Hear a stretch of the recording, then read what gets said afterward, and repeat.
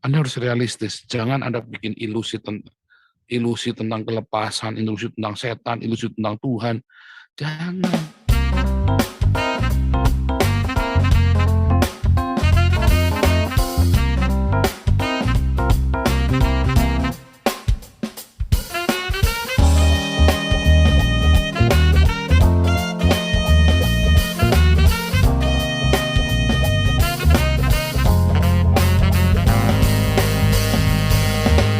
Nah, inilah. Ini ya, nanti ada di pelajaran kelas apologetik ya. Sin atau hamartia, dosa ya. Dosa atau dalam bahasa Ibrania katah. Nah, artinya meleset dari sasaran, harusnya maunya ke sini, malah nyasar kemana-mana, ya kan? Bagaimana supaya caranya nyasar ke sini?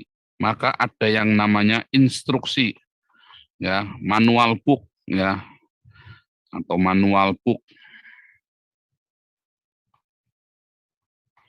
atau hukum.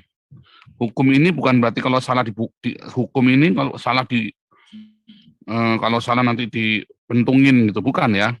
Tetapi akan berbeda dengan teori. Kalau hukum ya artinya sudah ketentuan demikian. Kemudian misalnya nih, ballpoint, kalau Anda pegang ballpoint sekarang ini Anda lepaskan saja, nggak usah dibanting, dilepaskan pasti jatuh. Nah, itu namanya hukum. Benda itu kalau di bumi itu ya jatuh. Ya, kalau Anda taruh di ruang angkasa dia melayang-layang. Itulah hukum gravitasi. Hukum apa lagi? Hukum tentang daya Newton. Hukum tentang cair, ya zat cair. Hukum Bernoulli misalnya. Hukum apa lagi? Macam-macam. Ya itu adalah sebuah hukum. Bukan hukum nanti dihukuman ya, nanti dikentungin, nanti digebukin. Bukan ya. Kalau teori Darwin belum tentu benar, tapi merupakan kesimpulan dari berbagai macam fakta. Ya, kalau hukum ini sudah pasti, ya kejadiannya begitu. Nah, kalau nggak begitu bagaimana? Ya nggak mungkin, udah pasti begitu. Itu yang dimaksud dengan hukum, ya. Makanya namanya instruksi. Kenapa? Karena pasti begitu. Kamu kalau nggak begitu pasti nanti meleset. Ya, memang aturnya begitu. Kalau nggak begitu nanti kamu meleset dari ketentuan itu. Tadi itu. Nah, makanya saya nggak suka dikasih judul ya, berkat kutuk. Bahasa aslinya nggak ada tuh kata berkat dan kutuk kan. Ini berkat kutuk begitu. Siapa yang menentukan kita? Tapi itu sebetulnya kalau Anda tidak mengikuti ketetapan tadi, sudah diajarin nih. Kamu kalau mau ke Jakarta ya, dari sini lurus ke sana ya, lurus. Dari Jakarta kalau Anda di Surabaya mau ke Jakarta, Anda perginya ke timur. Kalau Anda di Surabaya mau ke Jakarta, jangan pergi ke utara. Perginya ke barat. Kalau ke timur ya bisa tapi jauh sekali. Ke selatan ya enggak bisa, ke utara enggak bisa. Alias kalau Anda pergi ke timur Anda nggak nyampe. Kalau mau ke Jakarta perginya ke barat. Nah, itulah hukum. Itu yang namanya hukum. Teorinya, kalau Anda pergi ke timur terus ya bisa nyampe. Itu teorinya. Belum nyampe nggak ya belum tentu. Udah mati dulu tengah jalan, ketuaan, kelamaan. Tapi kalau Anda dari Surabaya pergi ke barat, pasti akan nyampe Jakarta. Ya, belokannya cuma dua kok, kanan sama kiri. Ya nggak banyak-banyak, ya kan? Coba Anda hitung. Dari Surabaya ke Jakarta Anda hitung ada berapa belokan. Pasti cuma dua. Belok kanan atau belok kiri aja. Ya. Nah,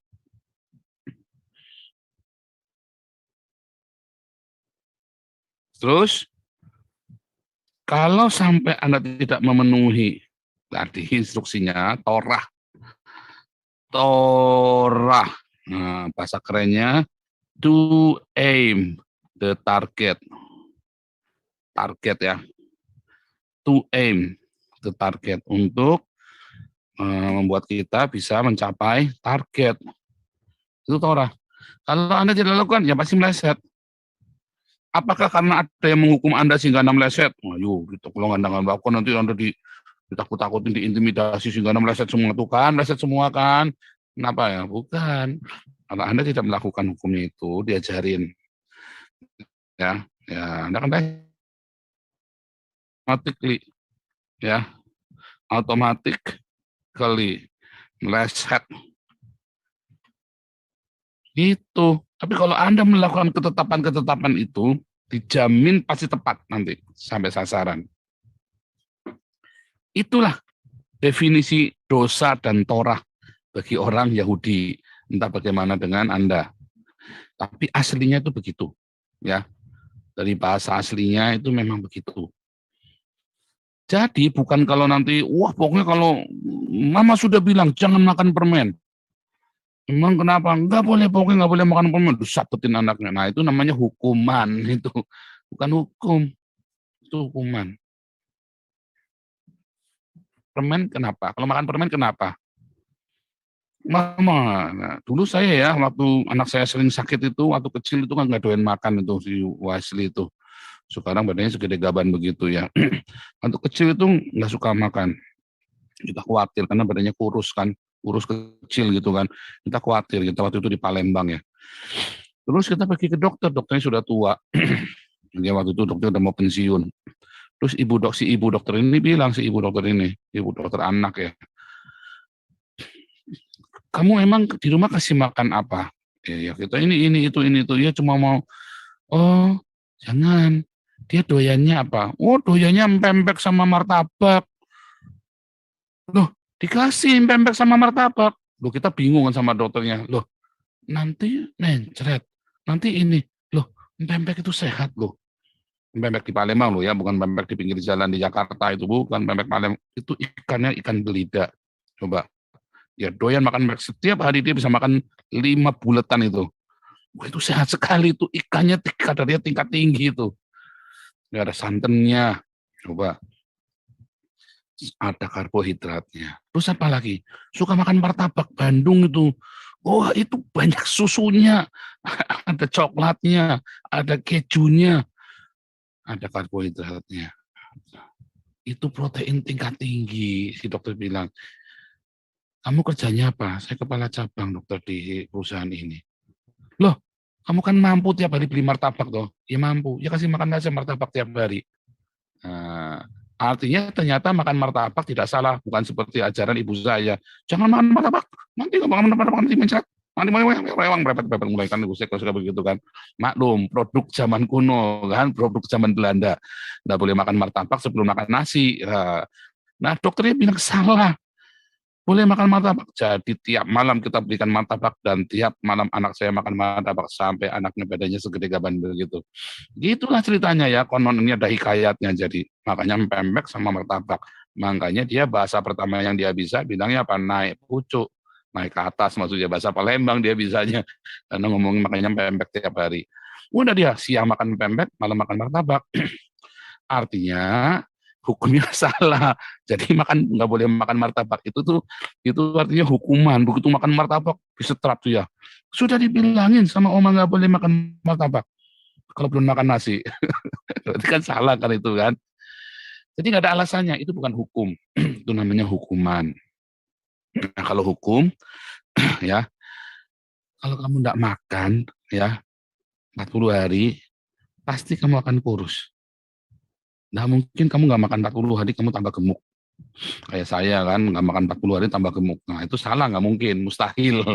Nah itu hukum sudah otomatis. Ya. Nah kita nggak mau lama-lama di sini. Tapi saya lagi mau cerita tentang konsekuensi. Itulah Torah. Itulah hukum bagi orang Ibrani. Sebuah konsekuensi. Jadi bukan Anda diintimidasi, ditakut-takutin kalau kamu tidak merayakan Sabat, kamu tak pentungi. Memang dilatihnya dengan cara begitu, tapi ada tujuannya. Nah, kita mulai dari kita cerita Sabat aja tadi kan, karena kan tadi bilangnya kan tentang Sabat itu kan. Tadi kan ujungnya dia macam-macam cerita yang bagus-bagus, cerita yang jelek-jelek, ujungnya apa? Tentang Sabat loh. Contoh Sabat contoh ya. Kalau orang Yahudi tidak merayakan Sabat 6 hari, hari ke-7 ya, 6 hari tambah 1 ya.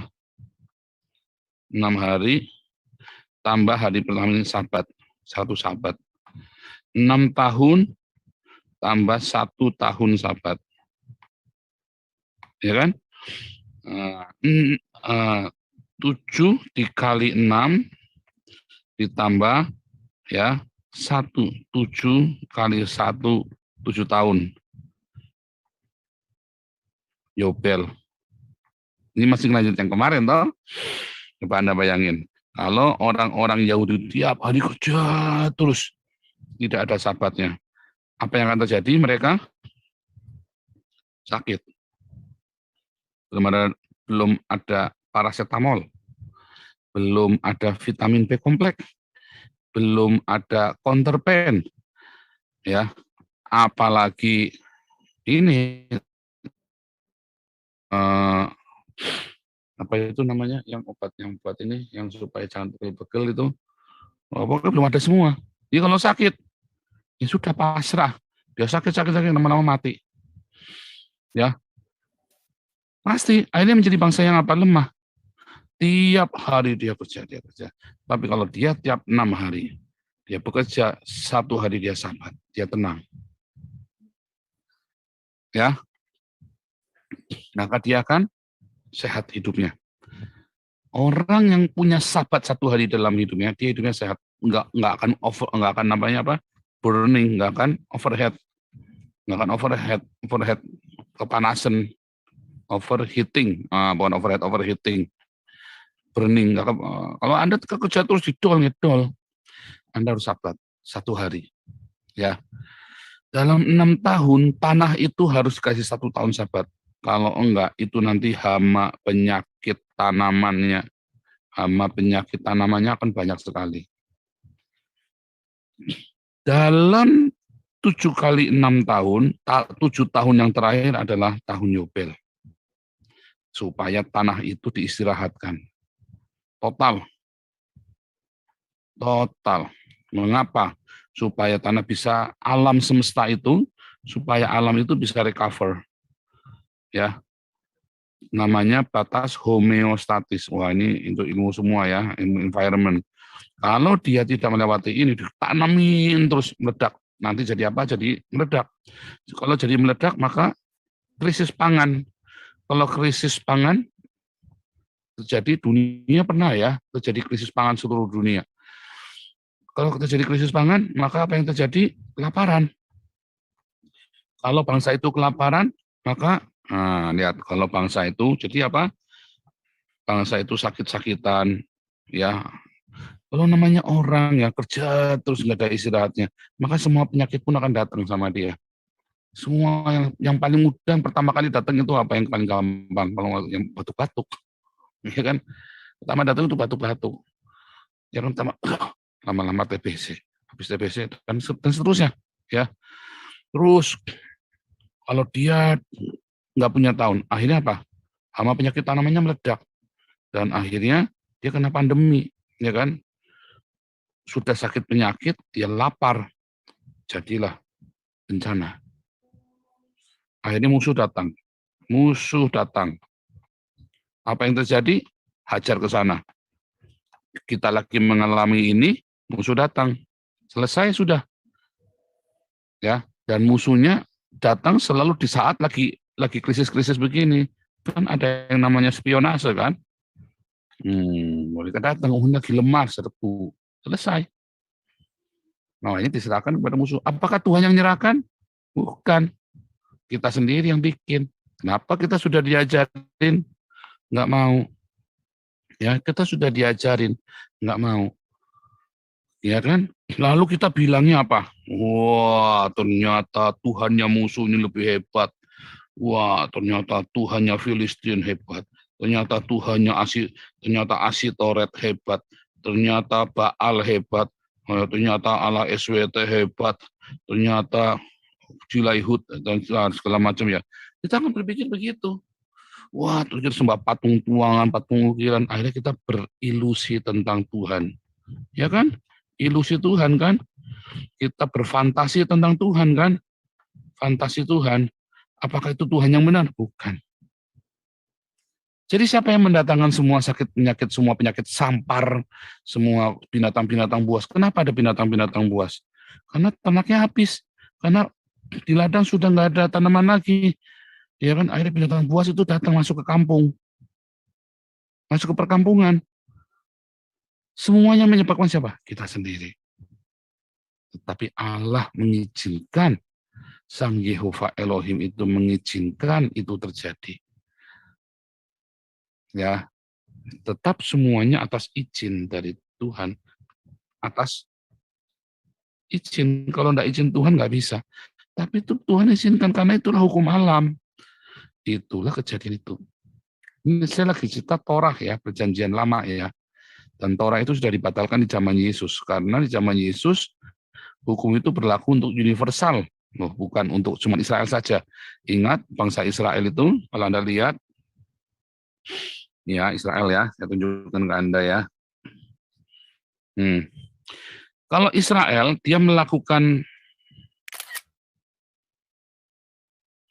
kalau Israel dia melakukan ini, tadi ya, sabat 6 tahun, tambah 1 tahun ya kan, ini sabat. Bisa nggak dia isolasi? Bisa. Karena ini adalah pegunungan Paran. Ini kan pegunungan Paran, Petra. Ya kan? Di sini padang gurun. Ini juga padang gurun bersebak. Ya kan? Gurun pasir. Di sini sungai Efrat yang besar. Sama sungai Tigris. Di sini laut.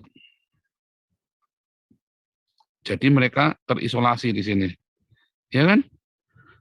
Itulah sebabnya mereka ketika sabat, walaupun di seluruh negara-negara sekelilingnya mereka tidak sabat, mereka sabat karena terisolasi.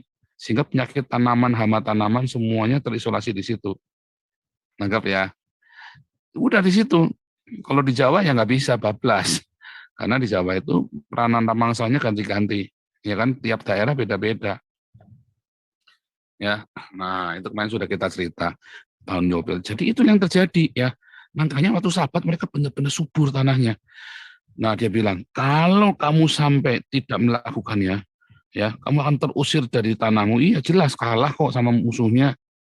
Kalah diusungin kan akhirnya tanah kosong, tanah tak bertuan.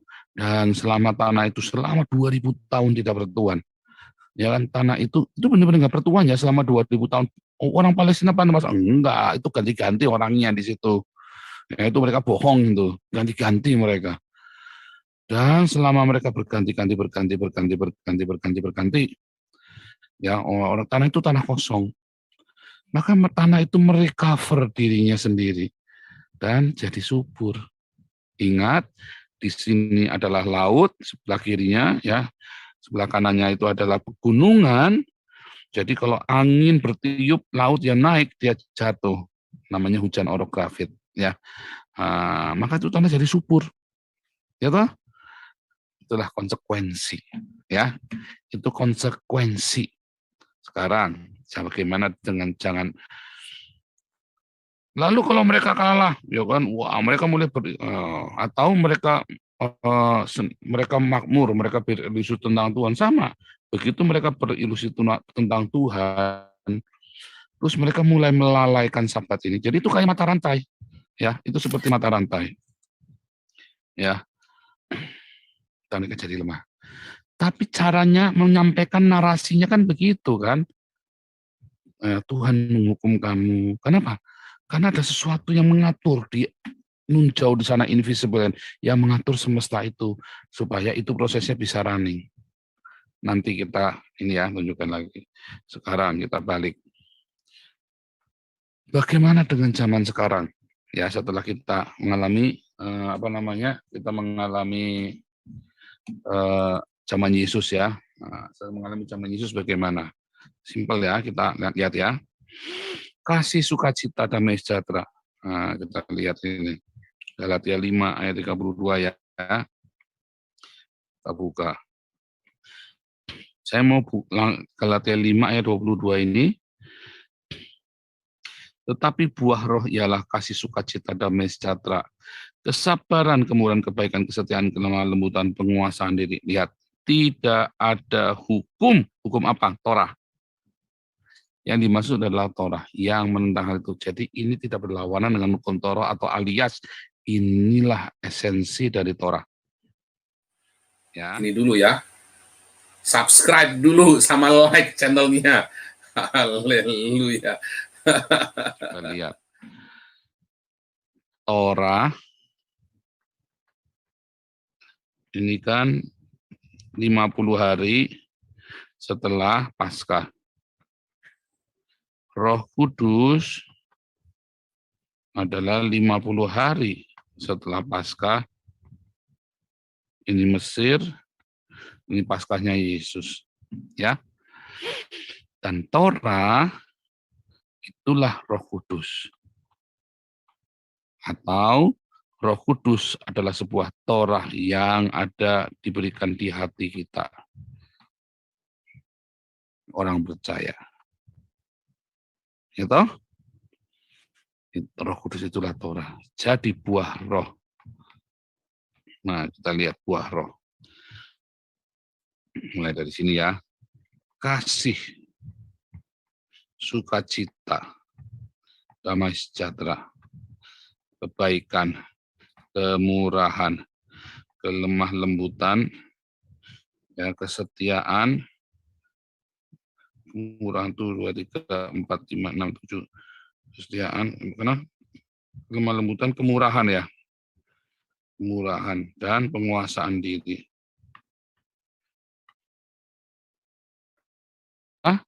Sebenarnya sebuah Torah kan, tidak ada hukum yang tentang ini, dan ini adalah buah dari Torah yang di hati kita, yaitu buahnya roh, buah roh. Begitu kita gagal untuk menguasai diri, apa yang terjadi? Ribut. Ya, orang yang gagal menguasai diri itu dia gagal dalam hidupnya. Sampai dia akan gagal. Mungkin dia mencari uang yang berhasil, tapi dia akan gagal. Orang yang gagal menguasai diri. Ya. Kok hamil, Dek? Iya, abang sih. Salah loh. Kok abang salah? Iya, kemarin Abdul ditaruh di mana? Lah, itu repot. Nah, kan tidak bisa menguasai diri. Jadi jangan salahkan si Abdul, ya kan? Tapi salahkan si Aisyah, kan begitu kan? Oh, bukan salah Aisyah ya, salah dua-duanya. Abdul sama Aisyah sama-sama salah, ya kan? Ngomong masih SMP, Abdul sama Aisyah mainan rumah-rumahan, jangan dong, ya kan? Nah, kenapa nggak bisa penguasaan diri? Akibatnya mereka jadi susah. Ketika mereka suka, harusnya mereka harus terpaksa dinikahkan. Habis nikah mereka masih muda, ribut, cerai. Habis cerai apa? Anaknya gimana? Anaknya bingung, ya kan? Habis anaknya udah besar lagi, nggak bisa didik anak, anaknya kena narkoba. Awalnya semua dari mana? Dari ini. Ya toh? Jangan salahkan Tuhan. Ya kan? Tapi coba, oke lah, sekarang kita sudah salah, kita stop. Pak, sudah salah gimana Pak? Sudah ada di sini nih, sudah nikah, sudah ribut, sudah cerai, sudah punya anak. Stop. Sekarang kamu fokus, ya kan? Kamu harus punya kasih yang melimpah buat anakmu.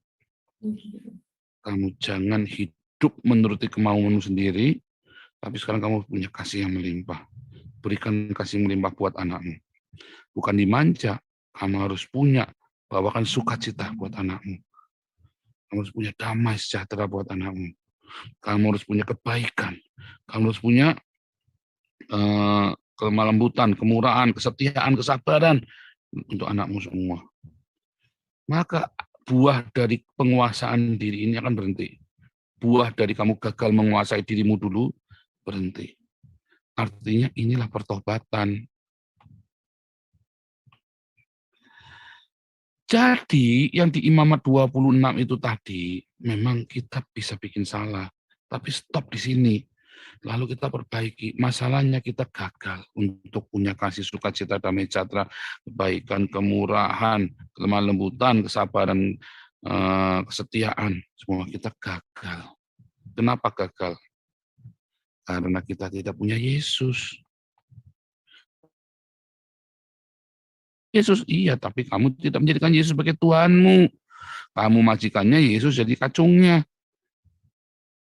Ya, kamu nyupang Yesus, kamu berilusi bahwa kamu sedang menyembah Yesus. Buktinya apa, Pak? Buktinya sandal lawas. Gundulmu peyang, sandal lawas.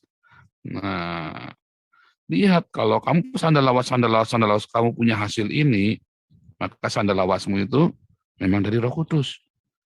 Tapi kalau kamu sandal lawas, kamu tidak punya ini, Anda lihat aja amatin sebulan, 2 bulan, 3 bulan, sandal lawas terus saja tiap hari Anda. Tapi Anda nggak keluar, kasih sukacita damai sejahtera itu, maka sandal lawasnya bukan dari Roh Kudus, tapi amblas nanti sandal lawasmu. Begitu. Anda harus jujur. Makanya tadi Tuhan bilang, jangan bikin patung tuangan, jangan kau ciptakan Tuhan bagi dirimu sendiri. Ikuti logosnya, itulah firman yang Tuhan yang benar, yang tertulis, the memra of the Lord, yang tertulis, logos. Jangan berilusi.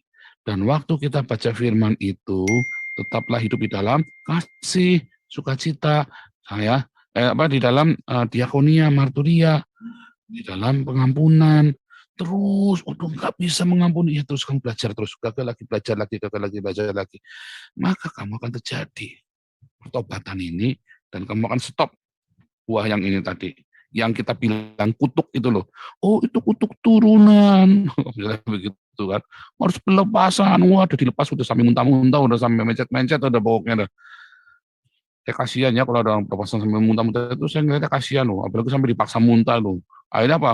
Disogok itu lidahnya. Ini saya tengking dibuka kan mulutnya kan. Buka, aduh. Gini kan sama dia. Dalam namanya. Ya muntah. Saya kasihan kalau orang sampai dipaksa sampai muntah gitu loh. Enggak gitu ya. Saya belum pernah lihat di Alkitab orang pelepasan sampai muntah-muntah begitu loh. Cuman ada di gereja karismatik doang. Saya dari gereja karismatik ya. Saya namanya autokritik ya. Enggak begitu. Anda harus realistis. Jangan Anda bikin ilusi tentang kelepasan, ilusi tentang setan, ilusi tentang Tuhan. Jangan. Ya. Nah, terakhir. Di sini ya, kita boleh gagal di sini. Coba lihat ya, orang-orang yang tidak melakukan firman Tuhan, ya, dia akan banyak masalah, ya kan?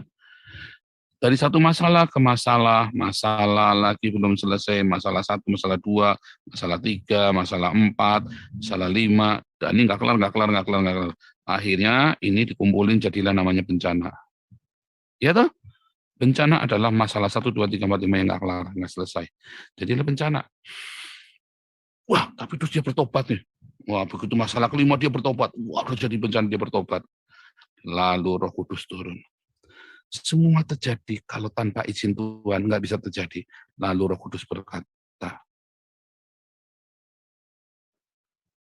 aku ampuni dosamu, aku stop masalah ini. Tiba-tiba Anda lolos. Kayak saya, tiba-tiba lolos. Wih, loh, kok saya tidak menuai yang saya tabur? Ya, itu namanya kasih karunia. Kadang-kadang, saya nggak bilang setiap kali, kita bisa tidak menuai apa yang kita tabur. Mengapa? Karena tidak semua benih ilalang itu bisa tumbuh. Mengapa? Karena di stop. Nyatanya kan Anda menanam benih ilalang pun kalau dasarnya nggak tumbuh. Memang ilalang itu bandel, tapi bisa nggak tumbuh? Bisa. Ya, benih padi juga bisa nggak tumbuh. Tapi ada orang yang menabur, tadi itu kan masalah, ini menabur 1, menabur 2, 3, 4, 5, 6. Harusnya kan dia panen kan? Tapi bisa nggak panen juga. Kenapa? Karena setan, kita bilangnya setan kan? Atau setan merampasnya, membajaknya sehingga nggak tumbuh. Tetapi di sini di sebaliknya ada masalah, bisa nggak tumbuh, nggak jadi bencana. Kenapa? Karena ada kasih karunia. Itulah nama Yesus yang penuh kuasa, yang menolong kita. Sekalipun kita harus menuai bencana, tetapi kita punya Roma 8 ayat 28. Ia turut bekerja dalam segala sesuatu. Tetapi kalau engkau tidak bersama Yesus, bahkan lagi hoki pun, lagi beruntung pun Anda bisa sial. Gara-gara beruntung itu ya, wih dapat rezeki, dibelikan motor baru, untung toh. Wah, Anda seneng dikasih Anda kesaksian di mana-mana. Saya menang lotre. Saya pernah dengar kesaksian di gereja, saya menang Porkas, saudara. Haleluya, saya sedang butuh motor, saya berdoa, saya menang Porkas, saya pasang nomor, saudara. Dikasih hikmat bersih nomor buntut, terus dia beli motor. Saya melongo sampai loh. Ya, tapi oke lah, saya nggak mau menghakimi yang kerja mungkin dari Tuhan toh. Nah, terus kemudian yang lucunya lagi habis beli motor gitu tabrakan, juduer. Nah, itu pertanyaannya. Itu dari Tuhan apa dari iblis, kan?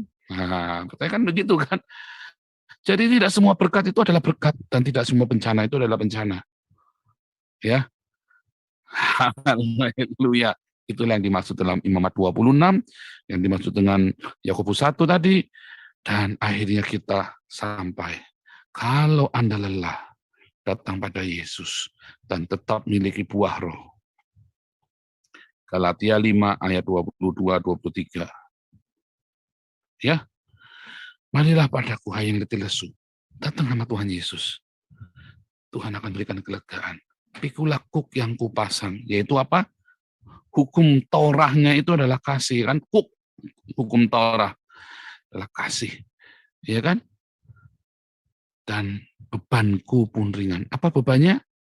Pikul salib setiap hari, ringan, gundulmu yang ringan, Pak Paulus, benar ringan. Kalau Anda tahu ya, habis pikul salib Anda pasti diberkati. Sama ya, kalau saya ya, sekarang nih, Pak Paul, ayo fitness. Aduh, tapi kalau coba kalau habis fitness saya dikasih uang 100.000 euro gitu ya, kalau saya tahu, wah saya fitness pagi siang sore saya saudara. Masalahnya nggak ada yang janjiin saya, kalau kamu nanti six pack tak kasih 100.000 euro. Nah masalahnya nggak ada yang ngajarin itu. Nah itu namanya pikiran bodoh juga ya. Orang kan buat sehat-sehat saya sendiri. Kalau saya sehat, maka saya tidak akan keluar sampai uang 1.000 euro buat yang aneh-aneh kan. Malah saya bisa kemana-mana, bisa cari uang 1.000 euro lagi kan. Tapi kalau saya nggak sehat kan saya malah keluar uang. Nah, jadi dibalik pikiran kita. Nah, itulah kalau kita tahu ada berkat setelah kita latihan, ya badannya jadi six pack, ya kan. Pak, saya mau one pack aja Pak. Ternyata masa pandemi six pack nggak bagus Pak. Ya itu karepmu, nah, kan gitu kan. Maksudnya kan mau ngirit Pak one pack saja Pak, six pack boros Pak. Kita harus ingat Pak, hemat Pak ya, karepmu ya kan. Ya semoga Tuhan Yesus memberikan rema dan saudara memahami sehingga saudara bisa hidup di dalam kasih Tuhan. Tuhan Yesus memberkati kita semua.